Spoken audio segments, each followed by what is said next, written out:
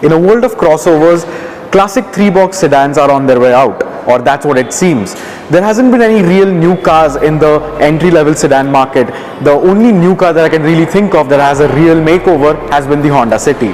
But now, after selling the Rapid in India for almost 10 plus years, Skoda have finally come out with a new sedan in that segment, which is the Slavia. And well, Skoda is expecting this car to revive the lost love for classic sedans.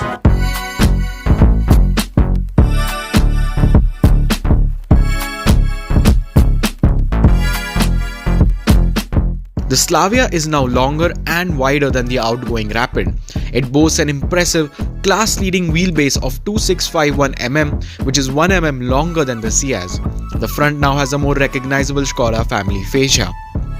The grille is now bigger and wider. The Slavia gets new headlights and DRLs integrated inside of them, and the bonnet has two streaks that give it that mean look. On the side, you can clearly see that the Slavia is super long, and more importantly, it isn't like the straight-cut 3-box design of the Rapid. It is more curvy and swoopy at the rear end. The rear now deletes the Skoda logo and has a more minimalistic Skoda badging, just like all other models in the range. You get 16-inch rims as standard, and overall, the Slavia looks like a miniaturized version of an Octavia.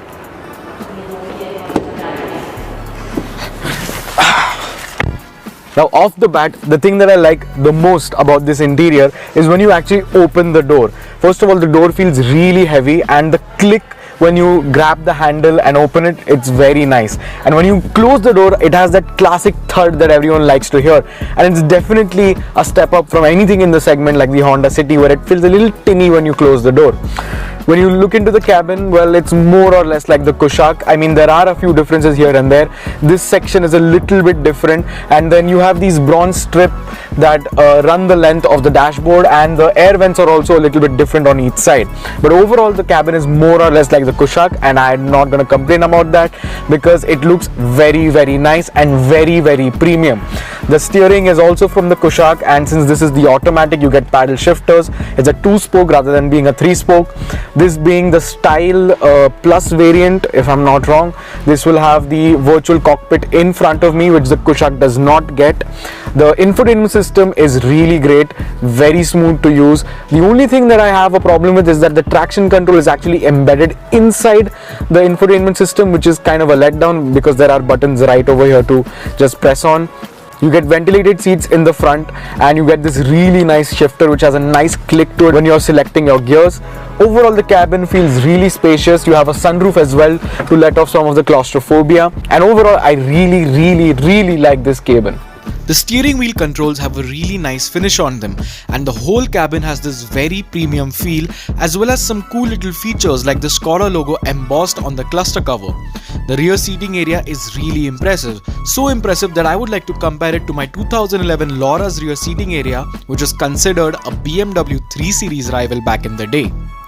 But the sloping roofline does limit the headroom in the rear, especially for someone above 6 feet. Now, the Slavia comes with 2 engine options, just like the Kushaq. So you get a 1-liter TSI and a 1.5 TSI.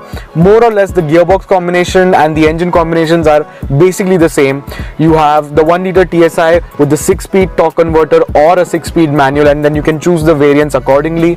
Then you have the 1.5 TSI, which is the top end, and you can get a manual transmission, which is a 6-speed again, or you can get a 7-speed DSG. Now, the pricing for the Skoda Slavia compared to its competitors, especially for the 1.5 TSI, is going to be on the higher side.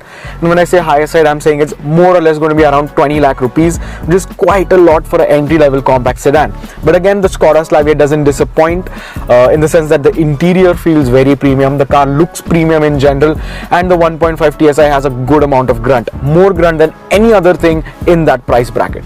The Slavia gets a massive boot that accommodates 521 liters of loading space. But initially, when you see the swooping back end, you think this might have a notchback style boot. But unfortunately, it is a conventional boot opening. A missed opportunity, I feel, from Skoda. Coming to the pricing, which was just released today, the Slavia starts at 10.69 lakhs without taxes, which is quite alright for a VAG product. Yes, the Verna and Ciaz are 1 and 2 lakhs respectively cheaper than the Slavia, but the base Honda City is more expensive than the Slavia, starting at 11.23 lakhs. The Slavia goes all the way up to 15.39 lakhs for the style 1-litre automatic transmission with the sunroof, which is higher than the Honda City's top variant. Skoda is yet to come out with the pricing for the 1.5 TSI variants, but expect them to start creeping near the 20 lakh rupee mark. Moreover, the Slavia's non-identical twin, the Virtus, is set to launch on 8th of March. It will be more expensive than the Slavia as VWs tend to, so we will have to wait for that matchup. More importantly, when you take into consideration taxes, inflation and all of that stuff, cars are getting expensive in general. So the Slavia technically is not really that expensive if you consider inflation and all of those other things. And more importantly, when you're buying a Skoda or a VW AG product, you know what exactly you're buying into. The safety is up there, the technology is up there, and they don't compromise on anything. So the Slavia is definitely a different car altogether when it comes to the Rapid. Not saying that the Rapid was bad, but the Slavia is definitely a step up.